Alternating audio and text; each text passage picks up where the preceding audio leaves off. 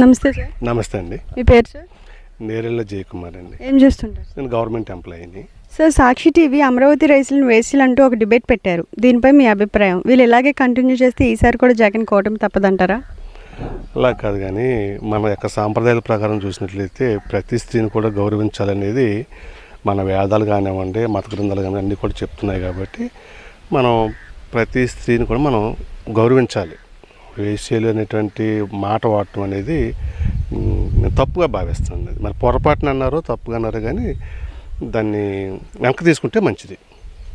రోజా చెవిలో పువ్వులు పెట్టుకుని మరి ధర్నా చేసింది. అసలు రోజాకి ధర్నా చేసే అర్హత ఉందంటారా? ఆవిడ రాజకీయవేత్తలు, ఆవిడకే తెలియాలి ఆ విషయం ఏంటో, ఎందువల్ల చేశారు ఏంటి, ఆవిడ మంత్రిగా ఉన్నప్పుడు ఏం చేశారు అని ఆవిడ ఆలోచించుకున్నట్లయితే జవాబు అక్కడే దొరుకుతుందండి మనకి. కిరణ్ అనే అబ్బాయి వైఎస్ భారతిపై అనుచిత వ్యాఖ్యలు చేస్తే చంద్రబాబు అరెస్ట్ చేయించారు. మరి ఇప్పుడు సాక్షి టీవీలో అమరావతి రైతులు వేసిలని అంటున్నారు. మరి చంద్రబాబు వాళ్ళని అరెస్ట్ చేయిస్తారా లేదా? సుదీర్ఘమైనటువంటి రాజకీయ చరిత్ర కలిగినటువంటి వారు చంద్రబాబు నాయుడు గారు. ప్రతి విషయాన్ని కూడా లోతుగా ఆలోచించి సమాజాన్ని, స్త్రీలని దృష్టిలో పెట్టుకుని ఆయన నిర్ణయం తీసుకుంటారు. కాబట్టి ఆ వించతకి ఆయన్నే వదిలేద్దామండి. జూన్ 13న తల్లికి వందనం అన్నారు. ఇంకా ఎటువంటి అప్డేట్ లేదు. అసలు తల్లికి వందనం ఇస్తారంటారా లేదంటారా? మీరేమనుకుంటారు? ఖచ్చితంగా ఇస్తారని చెప్పేసి నేను కూడా ఆశిస్తున్నాను. ఎందువల్లంటే ఆడిన మాట తప్పేటువంటి వ్యక్తి కాదు మన ముఖ్యమంత్రి గారు. అందులో కొద్దిగా ఒక రోజు 2 రోజులు అటు ఇట్లా లేట్ అయినా కానీ వాగ్దానాలు మాత్రం నెరవేర్చడంలో ఆయన దిట్ట. ప్రస్తుతం చంద్రబాబు పాలనకి ఎన్ని మార్కులు వేస్తారు? అలాగే గత ప్రభుత్వం జగన్కి ఎన్ని మార్కులు వేస్తారు? గత ప్రభుత్వం గురించి మనకి అనవసరంగానే అండి. ఉన్నటువంటి ప్రభుత్వం మాత్రం సంతృప్తికరంగానే ఉంది. నేనైతే 80 అబవ్ మార్కులు ఇస్తానండి. అయితే ఇంకా మన ఆర్థిక వ్యవస్థను చక్కదిద్దే కార్యక్రమం ఉన్నారు కాబట్టి వేచి చూడాల్సినటువంటి ఓపిక కూడా ప్రజానీకానికి ఉండాలి. ఎందుకంటే ఒక కుటుంబాన్ని అభివృద్ధి చేసుకోవాలంటేనే కొన్ని సంవత్సరాలు పడుతుంది. మరి రాష్ట్రాన్ని అభివృద్ధి చేయాలంటే అందులోనూ మనకి సపరేట్ రాష్ట్రం అయిపోయిన తర్వాత ఇండస్ట్రియల్ డెవలప్మెంట్ కానీ లేకపోతే ఏమి కూడా లేవు. ఉదయం చెప్పాలంటే కట్టుబట్టలతోనే మనందరం కూడా వచ్చేసాము. ప్రతి ఆంధ్రుడు కూడా దాన్ని అర్థం చేసుకుని ప్రభుత్వానికి చేదోడు వాదోడుగా ఉంటూ ప్రభుత్వానికి మద్దతు ఇవ్వాలని చెప్పి నేను కోరుకుంటున్నాను. జగన్ అరెస్ట్ చేస్తారని చంద్రబాబు అడగంగానే కక్ష సాధింపుగా అరెస్ట్ చేయమని చెప్పారు. నిజంగా చంద్రబాబుని జగన్ అరెస్ట్ చేస్తారా? నిజంగా చంద్రబాబు జగన్ అరెస్ట్ చేయరా? మీరేమనుకుంటున్నారు? హింసకి హింస అనేది సరైన విధానం కాదండి. ఈ హింసకి సరైన సమాధానం అహింసే. ఆ వ్యక్తికి అది ఆల్రెడీ మన ముఖ్యమంత్రి గారు చెప్పారు. వాళ్ళు ఏదో చేశారని చెప్పేసి మనం ఎందుకు చేయాలని చెప్పి. దాని యొక్క ఉద్దేశం ఏంటంటే కక్షలో కార్పణ్యాలు తగ్గించాలనే ఉద్దేశంతోనే చెప్పారు. ఎప్పటికైనా శాశ్వతంగా ఉండేది శాంతి. కాబట్టి బహుశా మన ముఖ్యమంత్రి గారు దాన్ని దృష్టిలో పెట్టి అన్నారేమని చెప్పి మనం అనుకుందాం. ప్రజలకు చంద్రబాబు మంచి చేశాడా, జగన్ మంచి చేశాడా అంటే ఇక్కడ ఖచ్చితంగా చెప్పలేమండి, బేరీజ్ చేసి చెప్పలేము. జగన్మోహన్ రెడ్డి గారి ఆలోచన వేరేగా ఉంటుంది ఆర్థిక వ్యవస్థని అభివృద్ధి చేయడంలో. అదేవిధంగా చంద్రబాబు నాయుడు గారి ఆలోచన కూడా వేరేగా ఉంటుంది. జగన్మోహన్ రెడ్డి గారు ఏం చేశారంటే డబ్బులు పంచడం వల్ల ఆ డబ్బులు ఖర్చు పెట్టుకుని తిరిగి మళ్ళీ మనకే వస్తుంది, దీని ద్వారా ప్రజలు అభివృద్ధి చెందుతారని చెప్పేసి ఆయన యొక్క ఆలోచన. దాన్ని కొంత సమర్థించారు, చేశారు. చంద్రబాబు నాయుడు గారి ఆలోచన ఏంటంటే ఏదైనా స్వయం ఉపాధి కల్పిస్తే వాళ్ళు డబ్బులు సంపాదించుకుని అభివృద్ధి చేసుకుంటారు, తిరిగి మళ్ళీ ఆ డబ్బులే వస్తాయి అని చెప్పేసి అదొక ఆలోచన. ఒక విధంగా చెప్పాలంటే ఈ విషయంలో చంద్రబాబు నాయుడు గారికి నాకు ఓటేస్తాను నేను. అభివృద్ధి పేరుతో చంద్రబాబు దోచుకుంటున్నారని వైసీపీ వాళ్ళు అంటున్నారు. అది ఎంతవరకు నిజమంటారు? ఇది ప్రతిపక్షం యొక్క ఊతపదం. దాన్ని మనం సాక్ష్యాలతో నేను ఎలా నిరూపిస్తాను?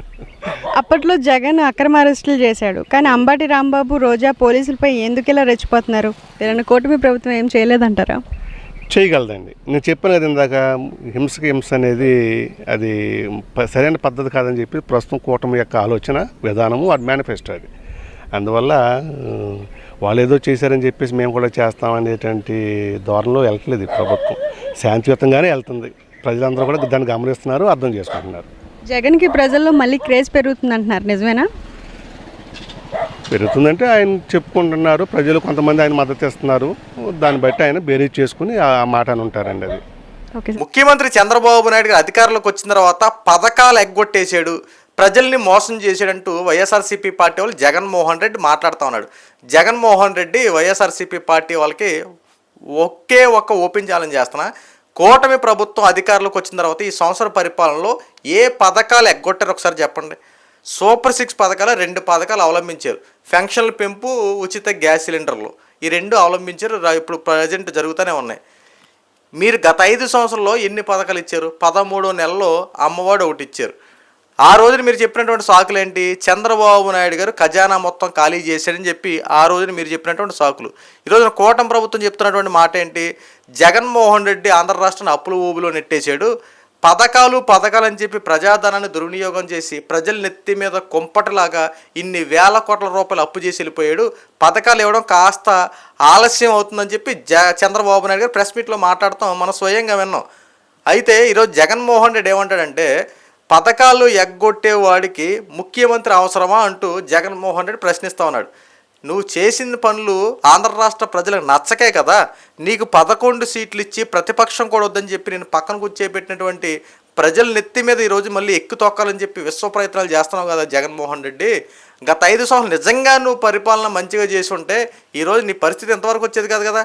ప్రతిపక్షాన్ని కూడా ఈరోజు అడుక్కునే పరిస్థితి నీకు వచ్చిందంటే ఏ రకంగా ఆంధ్ర రాష్ట్రాన్ని నువ్వు రావణ రాష్ట్రంగా చేసి ఒకసారి నువ్వు ఆలోచించుకో. ఈరోజున 2.0 చూపిస్తా, ఏ ఒక్కడిని విడిచిపెట్టను, 7 సముద్రాల అవతల ఉన్నావు సరే వెతికి మరి లాక్కొస్తానని చెప్పి మాట్లాడుతున్నావు కదా. ఎంత బెదిరింపు చర్యలు చేయవసరంలా. ఆంధ్ర రాష్ట్ర ప్రజలు నువ్వేం చేయలేదు కాబట్టి నిన్ను పక్కనకు పెట్టేశారు అంతే. ఒకే సింగిల్ లైన్ వర్డ్ నువ్వు. ఎందుకంటే గత 5 సంవత్సరాలు ప్రజలకు చేసింది ఏమీ లేక నిన్ను పక్కన పడేశారు. ఈరోజు కూటమి ప్రభుత్వ అధికారంలోకి వచ్చిన తర్వాత అభివృద్ధి పనులు కనుక ఒకసారి చూస్తే అన్నా క్యాండిల్ రీఓపెన్ చేశారు. నువ్వు పడేసో మళ్ళీ అట్లా పునఃప్రారంభించి ఈసారి 3 పూటల భోజనం పెడతా ఉన్నారు. ఇంకొక విషయం చూసుకుంటే ల్యాండ్ టైటిలింగ్ యాక్ట్ రద్దు చేశారు. ప్రభుత్వానికి సంబంధించినటువంటి ప్రజల యొక్క ఆస్తులన్నింటిని నువ్వు స్వాధీనం చూసుకోవాలని చెప్పి విశ్వ ప్రయత్నాలు చేసావు. చంద్రబాబు నాయుడు గారు అధికారంలోకి వచ్చిన తర్వాత ల్యాండ్ టైటిలింగ్ యాక్ట్ రద్దు చేశారు. ఉచిత ఇసుక పాలసీని చంద్రబాబు నాయుడు గారు మళ్ళీ తీసుకొచ్చారు. గతంలో ఇసుక దొరక్క ప్రజలు విస్తృత స్థాయిలో ఇబ్బంది పడ్డారు. ముఖ్యంగా భవన నిర్మాణ కార్మిక రంగాల వారు వెనకబడి వాళ్ళకి జీవనోపాధి లేక వాళ్ళ యొక్క జీవితాన్ని సర్వనాశనం చేసావు.